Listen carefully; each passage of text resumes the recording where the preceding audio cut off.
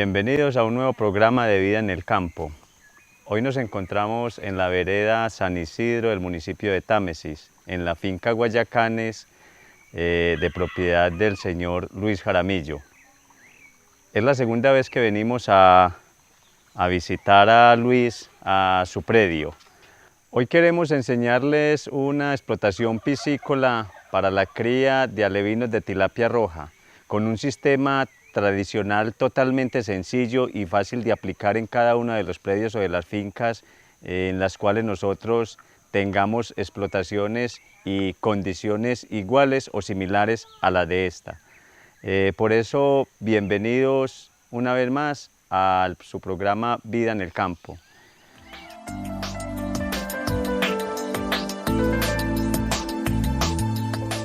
Luis, bienvenido nuevamente al programa Vida en el Campo. Muchas gracias, don Elkin. Luis, la vez pasada nos habías recibido acá y habíamos hecho un trabajo, una filmación sobre la explotación piscícola que usted tiene en su predio, en su granjita. Era una explotación muy sencilla, muy fácil de manejar, con un sistema 100% natural, muy orgánico. Veo que has cambiado el sistema y ya estás incursionando en una nueva línea de producción. ¿Nos puedes hablar sobre eso, Luis? Sí, señor, desde luego, don Elkin.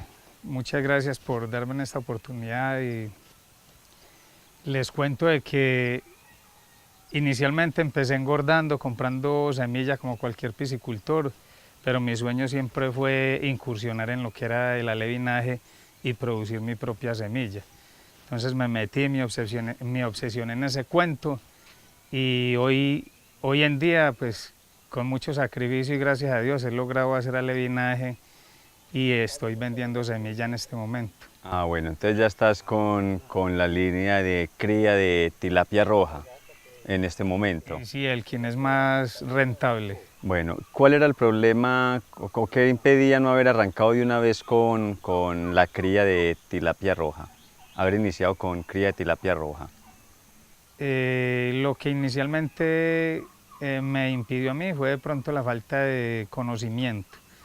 Yo empecé de cero, con mi hermano empezamos de cero en este proyecto y a medida que fuimos avanzando nos dimos cuenta porque nos habían vendido la idea de que era algo muy complejo, muy difícil de llevar a cabo, que había que hacer unos montajes costosos y empezamos a investigar y lo hemos hecho de una manera muy sencilla, con materiales inclusive que se consiguen en cualquier lado, tratando pues de que todo sea autosostenible, que no haya que inyectarle mucho dinero, porque el problema y el fracaso de nosotros los piscicultores a pequeña escala y a mediana es ese, la falta de capital. La falta de capital. Sí, señor. Y desde luego nos complicamos mucho haciendo inversiones que no son tan necesarias, montando estanques muy costosos para el número de animales que vamos a criar y para la rentabilidad, y eso hace que sea inviable la piscicultura. Sí, señor, nos dejamos guiar exactamente por el consumismo, que si no colocamos geomembrana, que si no utilizamos tales elementos, bueno, en fin, nos manejan, entonces sí, es solamente investigar y optimizar los pocos recursos o medianos recursos que tengamos. Que tengamos a la mano. Sí, bueno, Luis, en cría de piscicultura, o en general la piscicultura para el pequeño y mediano productor, ¿qué es lo más sensible? ¿Por qué, digamos que más que todo el pequeño y de pronto un poco el mediano, por qué no logran avanzar? ¿Por qué nos quedamos estancados como en el mismo sistema de trabajo? A ver, en base pues a lo que nosotros hemos hecho aquí, que como te dije ahorita empezamos de cero, el primer obstáculo que nos encontramos fue las aguas, la temperatura de las aguas, el pescado, en este caso la tilapia roja, necesita de una temperatura de 26 a 28 grados para que se desarrolle en un lapso de 6 meses, 6-8 meses aproximadamente, que es pues lo que uno busca. El ciclo de producción entre alevino y sacar un pez gordo. Exactamente, entonces si no tenemos esa temperatura, las condiciones del agua, el pH a veces está muy elevado, muy bajo, desafortunadamente a veces fumigan y todo lo químico que se le aplica a los potreros en la ganadería, en los cultivos, cuando llueve se lava y va a dar a las cañadas y las cañadas a las quebradas y las quebradas son las que nos vierten en este caso, las que nos dan el agua y todos esos químicos también alteran la vida acuática. Entonces eso también es un impedimento, pero yo diría más que todo la temperatura. La temperatura es la limitante más grande para nosotros en el municipio para producir pescado. Sí, estamos desafortunadamente en una temperatura que no es ni muy buena para, en el caso de Támesis, no es muy buena para la tilapia, ni muy buena tampoco para producir trucha. Entonces hay que darle unos manejos especiales porque es una temperatura como media.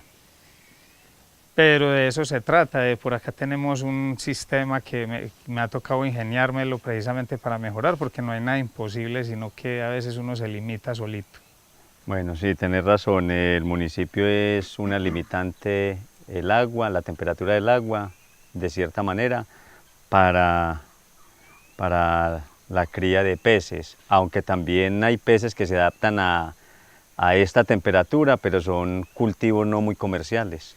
Sí, lo puede uno hacer como hobby, lo puede hacer pues para el consumo personal, pero ya a grande escala para decir que uno se va a volver un productor y con la piscicultura va a generar ingresos, es complicada la temperatura del agua porque se está demorando 10 meses, entonces un pescado consumiendo concentrado, generando unos gastos durante 10 meses, no es rentable. No es rentable. Bueno, Luis, explícanos viendo este plástico lleno de agua, ¿cómo se llama y qué función tiene?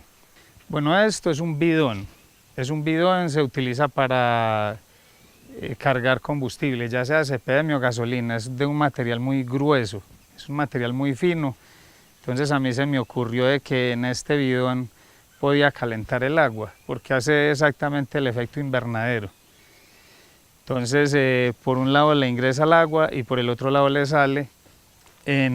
Al inicio le ingresa en 23 grados y al final sale en 28 grados, 27, dependiendo de las condiciones solares que hayan. Entonces eso me permite que pueda hacer un alevinaje óptimo, de que no haya tanta mortandad, de que la mortandad sea por decir de un 5, máximo 10%, que es algo muy mínimo. O sea que el bidón lo que hace es calentar el agua para que se mantenga durante todo el día y la noche a una temperatura estable, más o menos estable, que no sea muy duro el cambio de la temperatura. Sí, porque igual el agua sigue almacenada y durante la noche se sigue aplicando el agua que ya está, digamos que tibia, a 28 grados. Bueno, ¿y qué causa los cambios bruscos de temperatura en la piscicultura? En la piscicultura, en el alevinaje puede causar un choque térmico porque los alevinos son muy sensibles a la temperatura. Y en el caso de engorde, pues sencillamente que el pescado no adelante, no dé el rendimiento que uno busca para la comercialización, que alcance el tamaño, el pesaje ideal.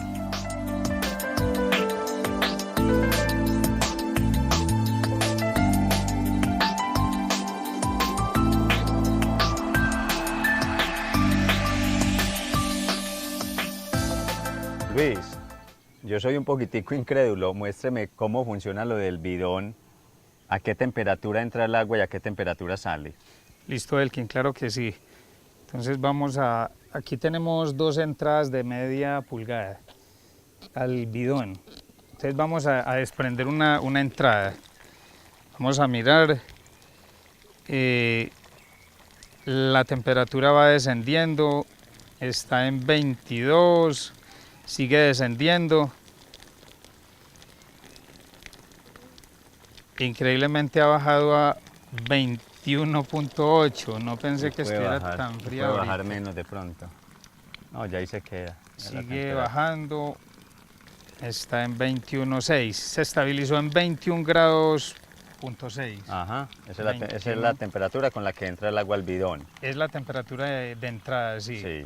Y ahora vamos a mirar entonces a qué temperatura sale por el otro costado. Vamos a mirar a ver. Ahí habíamos tomado la temperatura a la entrada del bidón y estaba en 21,6. Sí, señor. Tomemos temperatura a la salida del bidón. Cuando ya entra el agua al estanque, ¿qué tanto se eleva la temperatura? Bueno, vamos a abrir acá, vamos a mirar. Esta agua ya está saliendo del bidón, es la salida del bidón.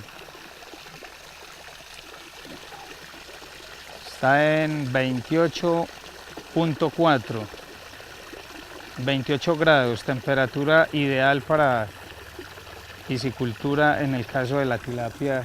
De la tilapia roja. De la tilapia roja, sí señor. 28,5. O sea que está en una diferencia de 7 grados. Es Más o menos 7 grados. Es algo que si uno no lo mira en el termómetro no lo cree. De cómo de una manera totalmente natural, sin utilizar electricidad, utilizando los rayos ultravioletas del sol, se puede calentar el agua y se puede mejorar las condiciones en los estanques. De acá sale el agua, y ¿a dónde se va?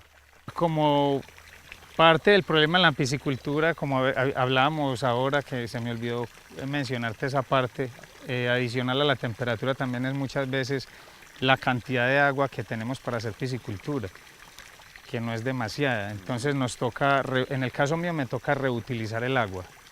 Entonces el agua ingresa a este estanque, sale por el rebose y llega a otro... A una caja. Sí, llega como a un estanquecito más pequeño en donde se sedimentan la materia orgánica. Sí. Y de esa parte coge por unas canoas de guadua para que se oxigene en los cañotes de la guadua, Sí, se vaya señor. golpeando y se vaya oxigenando el agua. Se va y nuevamente recupera el oxígeno y llega al otro estanque. Al otro estanque, ¿al estanque de los padrotes o al estanque de las crías? En este caso, de este lago está llegando a un estanque de engorde.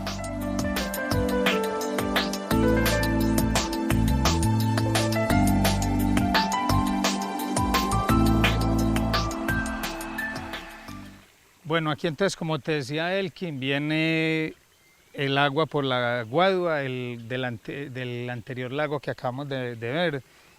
Se oxigena por los canotes y llega aquí a este lago de engorde. Entonces en este lago tenemos policultivo de tilapia y cachama. Yo voy a echarles concentrado para que puedan mirar las cachamas, que solo se dejan ver cuando uno les tira concentrado, son muy ariscas.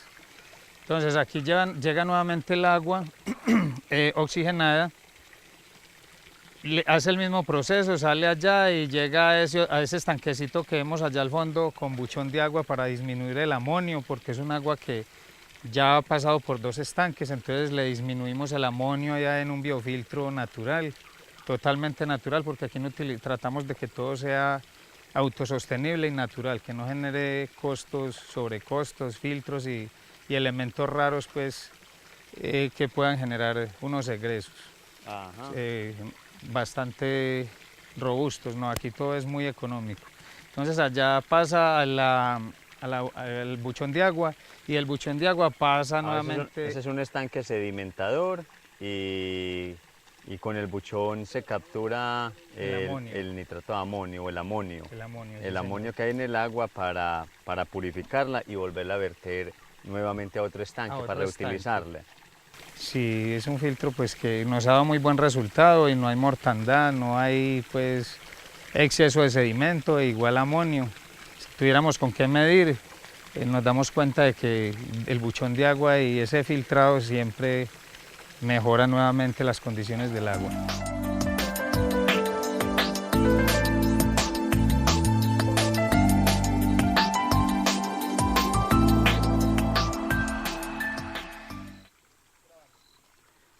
Luis, el agua viene por esa canoa de guadua al segundo estanque En ese segundo estanque vuelve otra vez y de alguna manera se ensucia o se contamina nuevamente con los peces. Pues digo contaminar en buen término, porque igual pues el agua se ensucia y eso ya hace parte de la contaminación.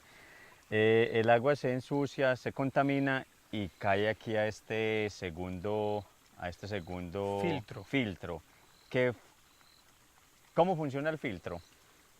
Bueno, a ver, el filtro, aquí le disminuimos la velocidad al agua por medio de ese tubo de 2 pulgadas que tiene huequitos por toda la parte de abajo. Entonces él cae de manera casi que por Lento. gotas, sí, de una Ajá, manera muy lento. lenta. Entonces ahí se sedimenta, se van los sólidos al fondo y el amonio lo eliminamos con el buchón de agua. Aquí tenemos el buchón de agua, como te decía ahora. Entonces este es el que hace una de las funciones más importantes, que es consumirse prácticamente el veneno que generan los estanques anteriores. Ajá. Sí, señor. Bueno, ¿y cada cuánto tienen que estar reemplazando las plantas o eso no se le hace no se hace ninguna reposición de plantas? ¿O eso se deja ahí que ella se reproduzca sola, entre más se llene mucho mejor? ¿Cómo funciona el manejo de este pequeño estanque? Bueno, a ver, a esto el único mantenimiento es evitar la superpoblación del buchón. Se reproduce bastante rápido, entonces por ahí cada 2 meses está uno deshijando, sacando buchón. De hecho, por ahí hay mucho buchón botado. Uno está haciendo el deshige y el sólido que se va al fondo, por ahí cada 6 meses le hacemos limpieza ya a ese sólido. ¿Y qué hacen con ese sólido? Ese sólido es una maravilla, es un abono, se lo aplicamos a las plantas, porque es que eso es... Es el estiércol del pez y el estiércol del pez básicamente es puro concentrado. Es concentrado y eso es No, proteína. pero, bueno, sí. Es como la gallinaza o la porquinaza, algo similar. Entonces, aparte de eso, ahí hay una vida bacteriana que le va a devolver como esa fertilidad al suelo. Nos ha dado muy buenos resultados donde aplicamos ese sólido. Ese sólido. Sí, señor. Bueno, entonces al llegar el agua ahí ya pasa a este estanque. Sí, ya pasa nuevamente acá, ahí vemos el chorro. Y la limpieza del agua que no es tan turbia. Pasa y ahí vemos un agua pues que tiene un color natural. Y no es un color excesivamente verdoso. Aquí contamos pues con algo también que nos ha dado muy buen resultado, Elkin, que es el bocachico. Aquí tenemos un policultivo, tenemos la reproducción y el bocachico con el fin de que nos mantenga aspirado el estanque y con una virtud bastante grande de que el bocachico no es un depredador. Entonces ellos hacen todo el proceso, los reproductores, y no se ven amenazados por el bocachico. El bocachico es una especie que se alimenta básicamente del plancton y del zooplancton. Del fitoplancton y del fitoplancton. Y no compite con la tilapia porque es un policultivo. El bocachico se mantiene más en la parte de abajo y la tilapia más en la parte de encima. Sí, señor, es correcto. Bueno, ¿qué importancia tiene que el agua no sea ni tan turbia ni tan transparente para la explotación, sobre todo para este estanque en cría? Bueno, a ver, si el agua tiene muchos recambios, si le aplicamos demasiada entrada, el agua va a permanecer muy limpia. Entonces el recambio va a ser excesivo, entonces no va a haber oportunidad de que prolifere el fitoplancton y el zooplancton, de que se forme ese color clorofílico, que es el que los alevinos, o sea, la semillita, la cría, filtran por el sistema branquial. Ellos inicialmente en la primera etapa, todo lo que está en el agüita, las algas, microalgas, el fitoplancton y el zooplancton, lo filtran y ese es el alimento inicial de ellos. O sea, inicialmente, en los primeros meses de desarrollo de la tilapia, cuando están en alevinos, no se alimentan absolutamente de ningún concentrado, solamente se alimentan de lo que les provee el agua de forma natural.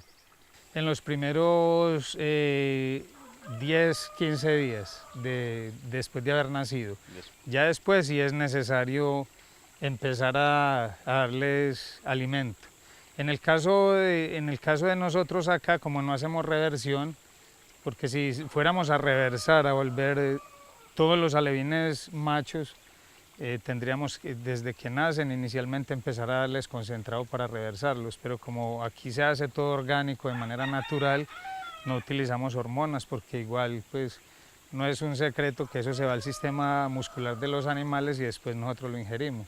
Bueno, Luis, ¿cuánto se demora un pez de estos para alcanzar la madurez fisiológica? La madurez fisiológica la está alcanzando aproximadamente aquí en este clima a los 4 meses. A los 4 meses. 4 o 5 meses ya ellos empiezan pues por ahí como a empezar a buscar la hembra del macho, pero ahí es donde viene la selección. Toca coger hembras y separarlas de los machos y dejar que alcancen la madurez sexual de 400 gramos hembras y 600 gramos machos, que es lo que me recomendó la persona experta que me vendió la genética con la que trabajo. Bueno, ¿y se siembra un macho por cuántas hembras o no tiene importancia eso? Sí, son 20 hembras por un macho. 20 hembras por un macho. Perdón, corrijo, 20 hembras por 5 machos, qué pena. 20 hembras por 5 machos, o sea, un macho por cada 4 hembras. Sí, eso fue pues, la recomendación y me ha dado muy buen resultado. ¿Cómo distingo yo el macho de la hembra? El macho de la hembra se distingue porque el machito le sale, pues le oprime uno la parte de abajo y aparte de la esperma, cuando alcanza la madurez sexual, le sale como una especie de protuberancia, le sale como algo puntudito. Ajá. Y a la hembra le sale algo similar, que el oviducto, pero es más ovalado que puntudo. Ah, bueno, pero entonces para el sexaje sí hay que coger animal por animal y determinarlo de forma manual. A la vista es difícil definir cuál es macho y cuál es hembra. Es correcto, toca sacarlos, utilizar azul de metileno y sexarlos, mirar, porque la hembra tiene oviducto y el macho no. Entonces ahí se distinguen. Cuando han alcanzado la madurez sexual es más fácil distinguirlos. Cuando están pequeños sí es un poco más difícil. Luis, ¿vos has calculado cuántos alevinos puede producir una hembra en un año? No, Elkin, ese dato no... ¿O cuántos alevinos produce por peso del animal? No, hasta allá no me he ido, es una pregunta muy importante y debo de llegar hasta allá de esa manera pues tan meticulosa a saber todo eso. Pero yo tengo pues las 2 familias, acá como es este caso que hay 2 familias, y yo saco los alevinos, que son aproximadamente, una hembra puede depositar 1000, 2000 alevinos en una postura. Eso es de lo que yo estoy pendiente, pues de cuánto me deposita una hembra. Ajá. Pero no he sacado ese cálculo. No ha sacado ese cálculo pues preciso. Tan preciso, bueno, sí, señor. Allá hay una hembra que está en el rincón y ahorita encontramos otra hembra en el rincón. ¿Cómo hacen ellos? ¿Cuál es el proceso para uno decir esta hembra está ovopositando, está desovando? ¿Cómo saber vos que ya inició el proceso? A ver, ellos de por sí son muy sociables, ellos nadan en grupo. Cuando una hembra se aísla, como es el caso de la que vemos allá debajo de ese cajón verde, está debajo de esa malla verde, ella como mínimo, esa hembra ahí donde está debe tener ya los huevos en la boca. Los tiene en la boca, ya no demora en soltar los alevinos. Los alevinos, bueno, entonces ella incuba los huevos dentro de la boca, no hace hueco, no los deposita en la tierra ni nada. No, aquí como pues no existe esa posibilidad, aquí los incuba en la boca y ya cuando los alevinos salen digamos que revientan del huevo, entonces ya ella los suelta, los expulsa y los carga casi que hasta que han consumido el saco vitelino. O sea, ella mantiene como un vigilante ahí de sus alevinos para que no les pase nada, los cuida hasta que han consumido prácticamente el 100% del saco vitelino.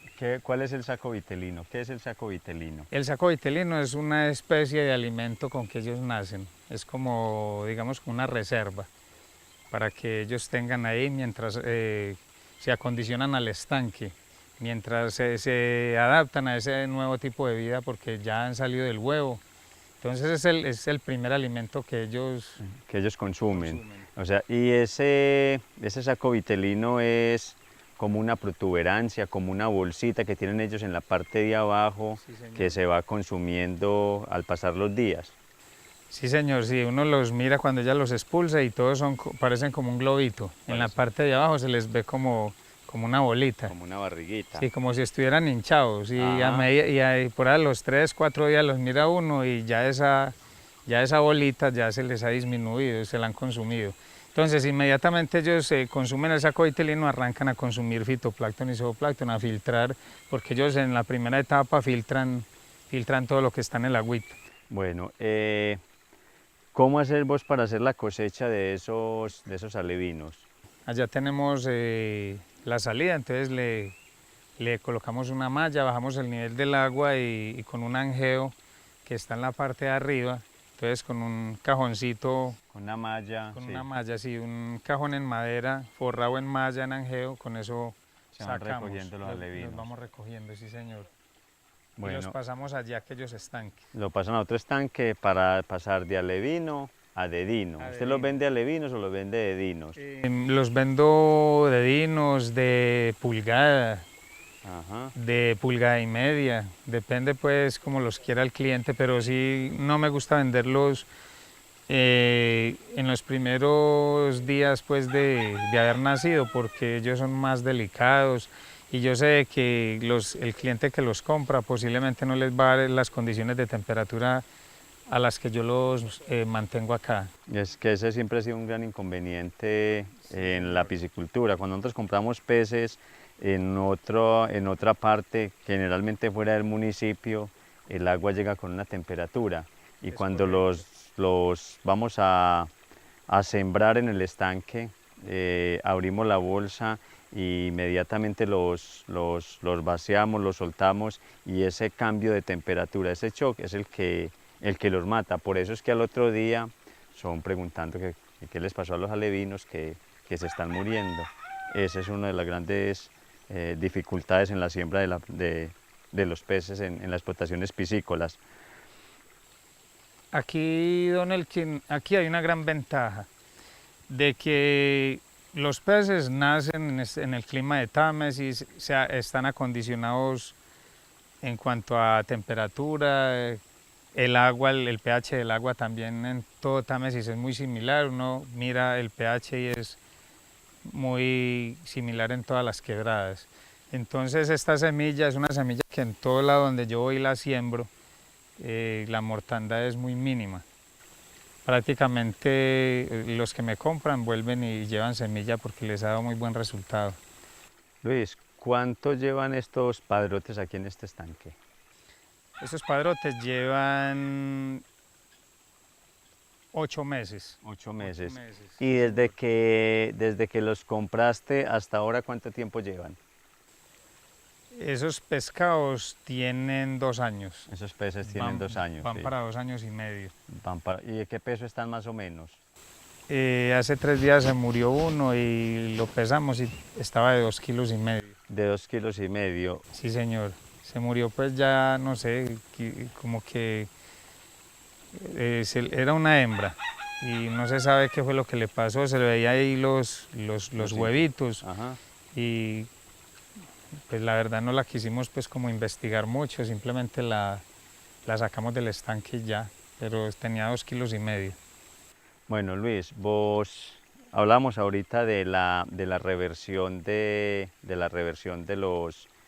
los dedinos, de los alevinos, Sí, señor.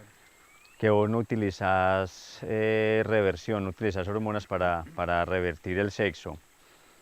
¿Qué resultado has visto vos de los alevinos que no revertís frente a los que se revierten? A ver, es una pregunta bastante interesante porque muchas personas me han dicho que reverse y yo sigo pues en la lucha de que dejemos de depender del consumismo, de todo de todo lo que las multinacionales nos quieren vender, de los cuidos. Por decir, este pescado aquí se alimenta de bore, pulpa de mango, aguacate maduro, se le echa lechuga, yo bajo las hojas de lechuga del pueblo y se las deposito en el estanque, eso no deja nada. Entonces lo mismo pasa con esa hormona, realmente pues yo no la veo, en mi caso no la veo funcional, porque es que al pescado le pasa lo del pollo. Las pollas crecen igual, son consumibles, el pollo crece un poquito más, todos sabemos eso cuando vamos a comprar los pollos. Entonces el macho siempre crece un poquito más, pero eso no quiere decir que la hembra no sea consumible o que no vaya a crecer. Al pescado le pasa exactamente lo mismo, cuando reversamos los volvemos todos machos.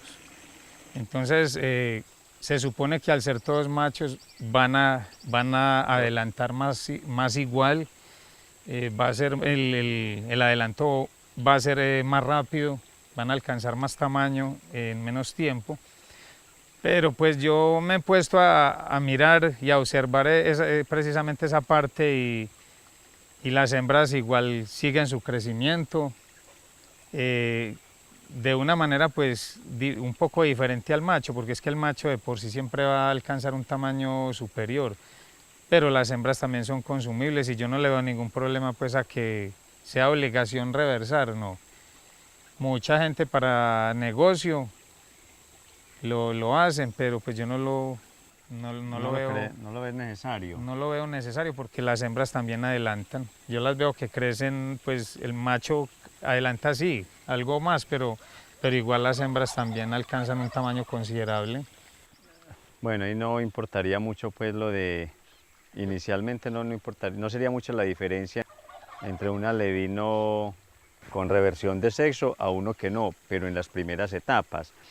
Pero si tenemos en cuenta que estos animales a los 4 meses, a los 4 o 6 meses ya están comenzando a obtener la madurez sexual, no comienzan a reproducirse rápido. ¿Eso no crees que de pronto podría ser un inconveniente para el piscicultor que tiene solamente para el consumo de la casa, que comiencen a desovar muy rápido y a multiplicarse muy rápido? En ocasiones se puede presentar eso, de que a los 5 o 6 meses ya están ellos por ahí con semillita. Pero entonces igual como uno cosecha a los 7 meses, aproximadamente en este clima se cosecha 7 meses manejando pues la temperatura, se vacía el estanque en su totalidad. Entonces yo no he encontrado pues problemas en cuanto a eso. Ahora, si yo dejo toda esa semillita que va saliendo, la dejo en el estanque, la primera generación en este caso adelantaría, ya después vendría la degeneración genética, la segunda generación, tercera generación, ellos son tetrahíbridos y lógicamente vuelven a ser tilapias nilóticas, o sea, porque ellos son rojos, pues porque son tetrahíbridos, volverían nuevamente, se empiezan a manchar, a degenerar el color y la genética, pero eso se evita cosechando absolutamente todo el estanque. Comprar alevinos, engordarlos, hacer el ciclo completo de la ceba, ojalá brindarle todas las condiciones para que estén saliendo entre los 6 y los 8 meses, sí, colectar, limpie el estanque y vuelva ya con una siembra. Y volver a sembrar, sí. No es cosa buena ni rentable ni técnico dejar que los peces desoven para volver a engordar ese desove. No, no es bueno porque ya, o sea, en el caso pues de nosotros acá hemos traído hembras del Perú y machos del Ecuador. Entonces mire que son genéticas totalmente diferentes con ese fin de que no haya degeneración, malformaciones genéticas. Y si permitimos y sacamos la semilla de ellos mismos, pues de pronto la primera generación les va a funcionar. O sea, los que quieran hacerlo les va a funcionar, les va a engordar, de pronto les va a adelantar bien, pero ya la segunda generación ya van a haber unos resultados nefastos para el bolsillo porque ya van a empezar el enanismo, digámoslo así. Consumen mucho y crecen muy poco. A consumir concentrado y ya no van a adelantar porque se van degenerando.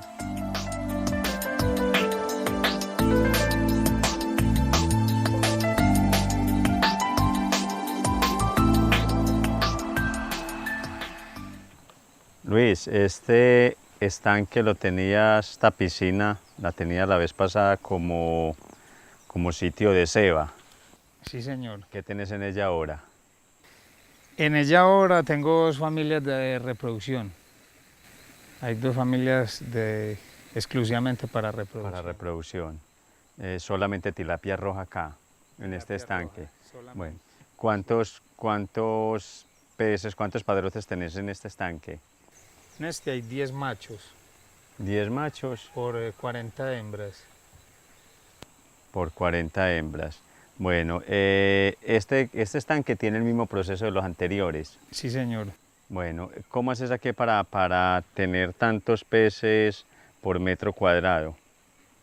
Para que el agua no sea una limitante en este estanque. Bueno, primero que todo buscando el mejoramiento de la temperatura, le aplicamos poca agua y también para que haya poco recambio. Entonces aquí vemos la cantidad realmente de agua que le está entrando a esta piscina, pero con una pulgada que se reduce al final y produce una alta presión que genera micro y nanoburbujas. Este sistema es del que yo les hablaba la vez pasada, que se llama sistema Venturi. Ajá. Se hace de manera natural por medio de la presión del agua. Entonces, por esta manguerita que vemos acá, se aplica Entra el aire. el oxígeno, sí. Se aplica el aire a la cámara. Entra el aire a la cámara que con la presión del agua se oxigena y produce las microburbujas y las nanoburbujas. Entonces, como estoy aplicando poca agua, pero con mucho oxígeno, me permite tener los pescados que tengo la densidad sin problema. Además de que como aplico poca agua, entonces manejo pues lo de la temperatura, que en este caso, miramos acá en el termómetro, tenemos una temperatura de 27 grados, que es la temperatura ideal para la tilapia. Entonces seguimos pues con el cuento de la temperatura, lo recalco nuevamente porque es muy importante en la piscicultura. Entonces miramos ahí cómo efectivamente estamos a 27.6 grados. Y esos grados se alcanzan con la aplicación de poca agua, y mucho oxígeno. pero cargada de oxígeno, con el sistema Venturi. Bueno, acá la vez pasada, ¿cuántos peces tenías? Si te acordás. La vez pasada tenía 2000 En este estanque. en este estanque, pero entonces tenía el sistema Venturi que atravesaba del agua al lado. Ajá. Tenía un tubo que oxigenaba por todo el estanque. Bueno, ¿y recordás de qué peso salieron esos alevinos?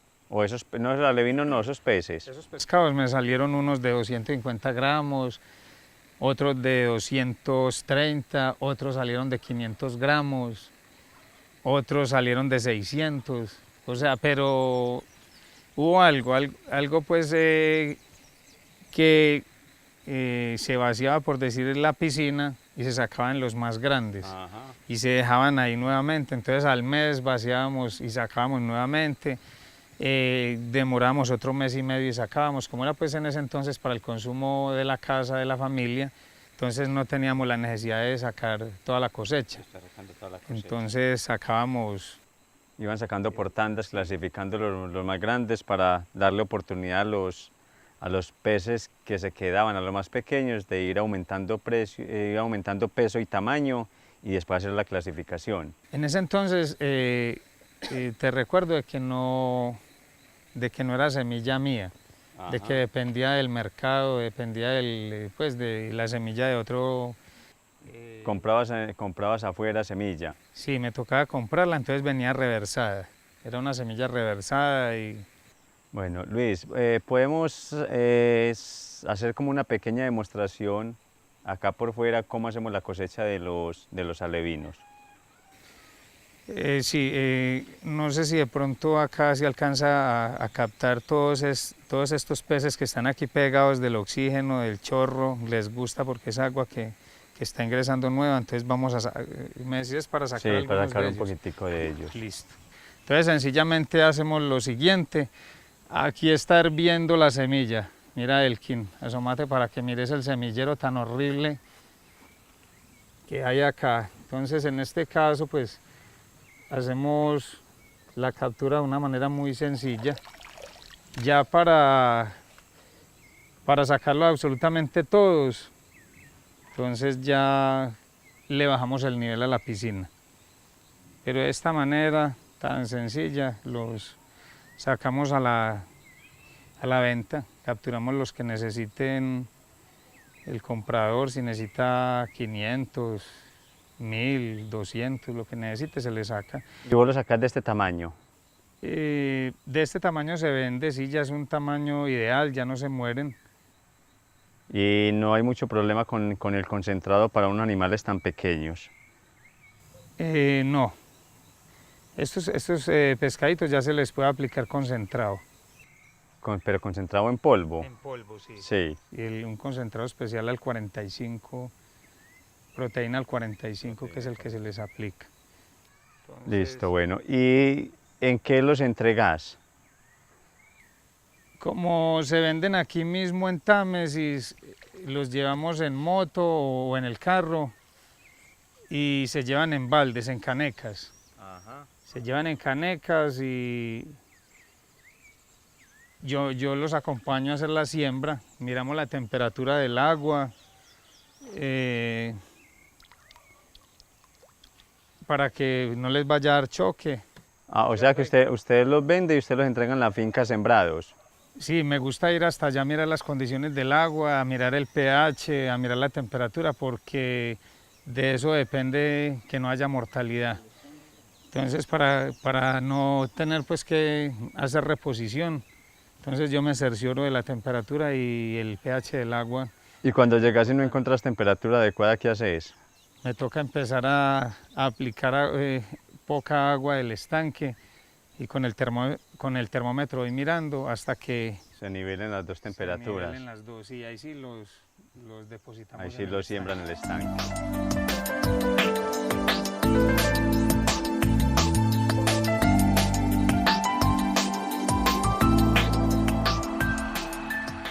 Luis, te quiero agradecer en el día de hoy y a nombre del canal comunitario el que nos hayas podido brindar todos tus conocimientos y compartas con nosotros todas tus experiencias que yo sé que seguro van a ser de mucho valor para otro productor o para otros productores que se animen, yo no sé si a la cría, pero por lo menos a incursionar más en la explotación piscícola en el municipio.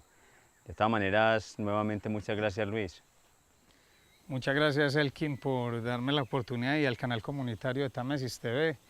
Les agradezco mucho y quiero invitar pues a todos los que les guste este cuento de la piscicultura, a decirles de que no es algo efímero, que es algo real, algo tangible que se puede lograr. No es un sueño, no es algo imposible, porque es que cuando iniciamos con este proyecto, mi hermano Diego y yo, habían muchas cosas que nos desanimaban, nos daban una asesoría, pues entendíamos de que era algo imposible hacer alevinaje, y hoy en día nos damos cuenta de que esto es totalmente sencillo, es algo que lo puede hacer cualquier persona, no tiene ninguna clase de complicación. Entonces yo los invito pues a que el que le guste todo este cuento se anime y lo haga, porque no es algo imposible, es algo real. Luis, muchas gracias, hombre, y felicitaciones nuevamente. Muchas gracias, que estés bien. Elkin. Listo, Muchas bueno. gracias.